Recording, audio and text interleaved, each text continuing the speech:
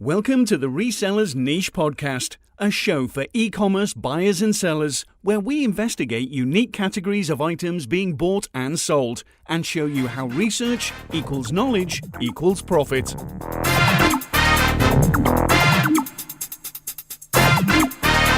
And now the duo who'll never leave you shortchanged. It's your hosts, Russ and Mo. Hello and welcome to the Reseller Niche Podcast with Russ and Mo. I am your host, Russ, and Mo is with me. How are you doing today, Mo? Good, thanks. What is the good word in California this week? Sun. It's nice and sunny. Sunny down here in Florida, too. This week I'm excited about our guest. This gentleman I've known for quite a long time. He and I are brother-in-laws, and he's going to talk about tools. A niche that we all see and could possibly get into. Terry has been working with tools. I'm not going to give his age because I don't want to embarrass him, but he has been working with tools for a long time, over 30 to 40 years. Terry, welcome to the podcast. Thank you. How are y'all doing? Good, thanks. Good. Terry, I want to let the audience know, too, that I know your expertise because you've taught me. So I can ask some leading questions, but I also want to, if you hear of anything, or if I ask you a question and you don't, you want to expand more or tell me that I'm wrong, go right ahead because you are the expert. You have taught me a lot in tools just from hanging around with you. So, kind of right off the bat, when we talk about tools, we talk about hand tools, we talk about power tools, but let's just start out with like a typical hand tools, the tools that everybody uses. What are some of the things to stay away from that you see out there that you're picking, or when you're picking? I would stay away from mostly the Harbor Freight and the Chinese-made tools. They're, you can find some tools that are decent to use, but they pretty much don't have much of a resale value. Okay. Unless you just get them just dirt cheap for a whole bunch of them. Gotcha. And are there specific, generic brands that you come up on a lot that you could say fit in that category? Yeah, like I said, the Harbor Freight, some of their brands are Pittsburgh, I believe Chicago Electric. And again, they're not bad tools if somebody wants to just use them, but as far as reselling them, they're just not that good to resell most of the time. Okay. And then as far as going along with that line, not just brands, but like red flags that you see sometimes with tools, are there any things that you say, maybe this is not a used tool I should be saying, but something that you pick up or you say, you know what, I'm going to avoid that because of this or that? Yeah. Now, some of the things I try to avoid, unless I can test them, would be battery-operated tools, because sometimes you're just not able to test them. People will go, well, it works, but, the batteries are run down. And if you can't check them out, if the battery's bad, they're virtually worthless because the battery is what costs a lot of money. And also the air tools, if you can't test them out, sometimes they'll be worn out. Now again, if you can get some of this stuff, absolutely cheap enough, it might be worth it, but like for the beginners, I would maybe stay away from some of them unless you could test them. Okay. That makes sense. Terry, as you're out there picking and stuff, where are some of the places that you're seeing this? I mean, I know you go to pawn shops and garage sales. You see a lot of tools, don't you? Yeah, sometimes I get lucky at garage sales. As always, it's better to get there early. But yeah, garage sales are a good place, and if you can find some, a lot of times you can get them at a really good price. I wanted to step back for a second on some of the Chinese brands or like that Harbor Freight brand. If you found something, I'll use this as an example. I traded a bunch of stuff for some tools, and there was a Harbor Freight tool in there. It was brand new in the box. Would you recommend somebody doing that if they've got low money in it? Sure. Okay. I mean, the tools aren't most of those tools aren't that expensive to begin with, but especially if it's new in the package. And again, if you can find like a whole bunch of them, you might could make somebody a bundle deal, on something. Okay, that makes sense. And I guess I'm going to round up that round of questioning a little bit. I've seen a lot of tools that I think look broken, or maybe they're incomplete, or missing a part here and there. Would that be something that you would recommend, or is that something you would need a little bit more expertise before you could jump into it? Well, there are certain brands that if they're broken, especially like the hand tools, some of these manufacturers, they warranty their hand tools, not necessarily their power tools, but their hand tools, are warranted for life, like Craftsman, Snap-on, Matco. Those are all warranted. There are some other brands that are warranted too. You can always get online and check and see what the warranty for that particular tool is. Okay, that makes sense. And then the other thing I see a lot, and I don't know anything about tools, but at garage sales, you always see these tables laid out, and you see not just broken, but rusty tools, maybe missing parts. So if you see something that not only is maybe broken, but is rusty, is that something you should just say, that's a red flag, I'm going to leave it? Or depending on the brand, depending on what it is, should you look at those? Yeah, some of those might be worth money. Some of the antique tools are worth a little bit of money. I don't deal in those a lot, but I do get people asking for them sometimes. But yeah, if it's too bad rusted and whatnot, I generally stay away from it because, you can spend a lot of time just trying to clean something up, and then you're going to sell it for $4 and you spend an hour cleaning it up, Yeah. It goes back to the theme of our podcast. It's, it takes some knowledge to do that. So as a newbie, skip those is what you're suggesting? And I would, because there's better stuff out there. Right. There's better stuff out there. Now, and let me ask you, let's go on to the next level of stuff. What is your meat and potatoes, Terry, that the, even if it's hand tools, power tools, professional tools, what's your meat and potatoes that you make most of your sales on? Probably Craftsman tools. Craftsman. They're out there. They're available.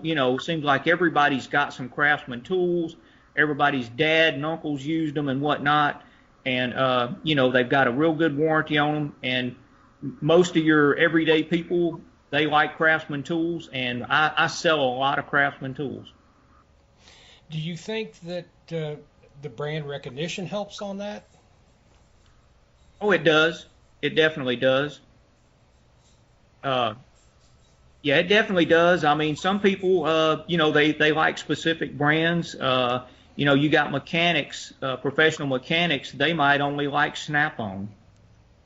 Snap-on is a, high dollar brand, and some of the mechanics won't hardly buy anything but Snap-on. And you do find Snap-ons at garage sales, thrift stores, pawn shops? Yes. Yes. Occasionally you can find them at garage sales. You don't see them a lot, but if you find them anywhere and they're cheap enough, I would jump on them because they're high dollar tools, and they have a lifetime warranty. And Snap-on, correct me if I'm wrong, that Snap-on, if it is a broken, like if you've got a socket and it's a Snap-on, you can get that and then find the Snap-on guy and get it replaced. Is that correct? Yes. Okay. So it is. So even, for a newbie, if they find a bunch of Snap-on broken tools, there's potential. A little bit more work, but for a seasoned seller, it could be a nice little hit. And then would that be, I guess, what you would call your home run brand? Or is there like a premium brand, maybe you don't see it as much, but if you see that, you really knocked it out of the park? Yes, I would say that any of the Snap-on stuff, as long as I can get it for the right price, it's gold. I mean, I may not sell it today or tomorrow, but there's a guy out there looking for that, and he'll come along and he'll pay up for it. Okay. And then I guess along that line, for someone like me, I'm kind of a newbie with tools. Would that be a brand you recommend for someone that has no experience with tools, and is that something you find a lot of at maybe like garage sales, flea markets, places like that, or is there another brand maybe that you would say for someone just starting out that's very consistent, sells consistently? Again, back to the Craftsman. Craftsman is a real well-known brand. Some of the Stanley tools. There are other tools. Blackhawk, Proto. Proto is actually a fairly high-dollar tool, but a lot of times you can find them cheap. Spell that brand for me, Terry. Proto is Proto. Proto. Okay, thanks. And if somebody finds that brand, what's the best? Or say they find a Proto tool, what's your best research to find in the value on that tool? I would just get on and Google it, and if it's if you know what kind of tool it is, like a ratchet, a socket, or whatever. Most of the time, it'll have some sort of a number on it, and you can Google Proto ratchet 5462 or whatever, gotcha. And you can generally find something. A lot of times you'll find an eBay listing will pop up there, and you can see what some selling for on eBay. Got it. I get that a lot on when I Google. You mentioned something, Terry, about like some vintage or antique tools. One of the things I saw one time just looking on eBay was I saw a Stanley planer for like $400. Is that an area that you suggest for somebody once, say they've been in it for a couple months, 6 months or so, to really start digging in, because there's some good money in there? Well, yeah, it's like a lot of other things that we're out there looking for sale. When we find something and it looks interesting and we haven't seen it before and we think it might be rare or antique or whatever, yeah, do your homework on it a little bit, and you never know, you might have something like that. And then I was going to say, in terms of, let's just say you find what looks like a home run. I was thinking about shipping now. Let's say something like with eBay. Are there tools that you would say, it's not a good idea to ship that? Or, maybe I want to do it locally or on Craigslist or OfferUp, something like that. Or is everything kind of, up to be shipped? Well, any of the hand tools, I would say you could ship them. If you had some sort of other tools, power tools, or if you happen to buy something bigger like a table saw or anything. But of course, you're going to pay more money for those, and something that big, you'd probably want to try to sell local. But again, if you could, you might come across somebody that's, for whatever reason, is getting rid of their whole shop, and you might be able to make a really killer deal on a whole bunch of tools. So sell all the big pieces locally and put the rest of it on eBay or something. Okay. And I guess that leads me on to my last question. Not on eBay.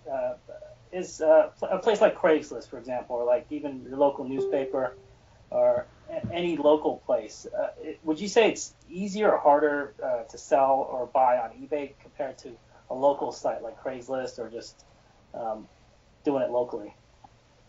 Well, I've had a pretty fair amount of luck with Craigslist local.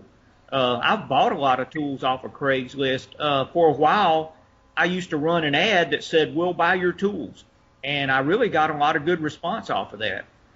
Sometimes I might have to drive 40, 50 miles, but if it was, enough tools and, the price sounded right, it was worth it. And something too, Terry, that I've seen you do that I thought, that most people, I didn't even think about it. Some of the accessory stuff. When I think of tools, I only think of tools, but think about women's clothing. Not only the clothes sell, the belts, the earrings, and everything. There's the accessories to tools, isn't there?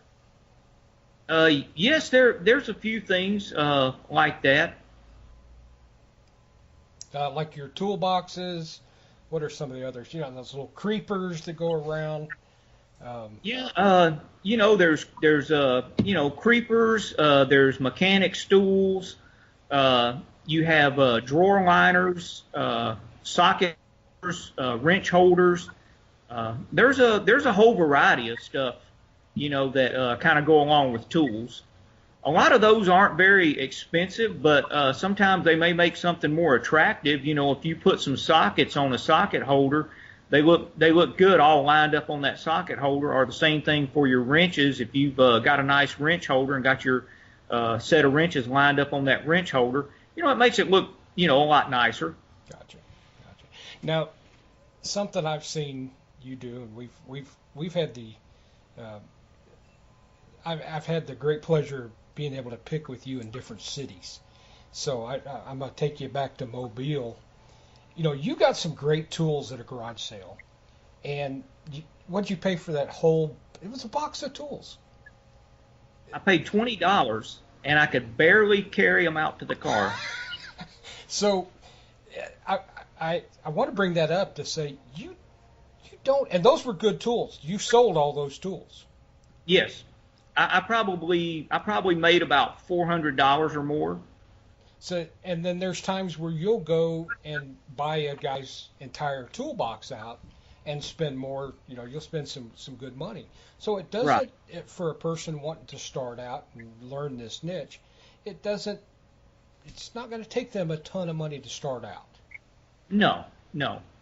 Go hit your garage sales. Go hit some of the pawn shops. Especially if they've got a whole bunch of loose tools that you can dig in, and look on Craigslist. I look on Craigslist all the time, and if you're really serious, put an ad on Craigslist says I'll buy your tools, and you never know what people will come up with. You might have to weed through some and just tell them, well, no, I don't really think I'm interested in that. But then again, you never know. Never know till you look at a lot of them. Yeah, and I just wanted to ask, for our listeners there, is there one thing you could give to, a newbie, somebody just getting out, starting with one piece of advice in terms of getting started with the research? Because I know we've talked a lot about researching before we go out there. Where would they begin to, start looking for stuff to sell? You mean as far as the research goes? Yeah. I would just say, get online and, maybe do some Google searches for different brands of tools, and look on eBay. eBay is a great place to do a little research like that, to get used to seeing what stuff may sell for. Look on eBay, and, if you do a search on eBay for something particular, do the filter and see the completed and sold items. And that way you get a better idea of what stuff is actually going for on eBay. Okay. And then one thing I always like to ask people, have you ever had one that just you sold on eBay or maybe on Craigslist where you just knocked it out of the park? One thing you bought super low and sold it for super high, or what you didn't expect? Tool-wise, well, yeah. One time I bought some tools at a garage sale, actually. They just happened to advertise they had some Snap-on tools. And so I called and got permission to come over like the day before. And, I asked them if they would be interested in selling, all of them beforehand. And the lady said yes. Turns out they were her dad's. And somebody had offered her an amount for them and beforehand, and she figured that that's what she ought to get. And I looked at them, and I was comfortable with that. And I thought, okay, well, I'll at least double my money on that. But I wound up probably quadrupling my money on that. Wow. So that was like, I believe I paid her $425 or $450 for it. And I know I sold at least $1,500 worth of stuff. Oh, jeez. That's not a bad day's work, Terry. Yeah. Yeah, and with tools that can happen more. I do bring up real quick. Where did you sell? Tell people where you sold a lot of your tools when the oil and gas guys were coming by. Oh, just up the street from where I live, there's a vacant lot where a store used to be. There's nothing there anymore. And anyway, I go up there a couple of days a week when the weather permits and set up shop right there. Set up your tables, put your tools, and there's times where you've done quite well. And Oh yes. Yep. Yes. Well, that's good. Well, Terry, I can't tell you how much I appreciate it, and just how big tools are. We talked before. This could be, it's hard to fit tools in a 20-minute talk. So sure. We'd like to have you back on from time to time and talk tools. Tool time with Terry. Sounds awesome. That's good because you do have just a wealth of knowledge, and I personally have learned so much from you, and I thank you for that. And there's some other areas too that me and you like to pick. Maybe we'll talk about those one day. Sure. But and some of the other things we've done together that's been enjoyable, maybe other people can learn from it. But so that's kind of the theme of what we want to do is just continually give people knowledge, and they can research it, and then they turn it into profit. Yep, and then so that's the end of our show for today. We'd like to thank Terry for sitting with us, and we'd like to invite you back, just like I said there. There's a bunch of other things we need to talk about and other topics, not just tools. Well, thank you. Yes, no, it was a pleasure. So just like to say thanks, and we will talk to you guys later. Bye. Thank you for listening to the Reseller Niche Podcast. Show notes and social media links are located at resellerniche.com. Please like and subscribe to us on iTunes.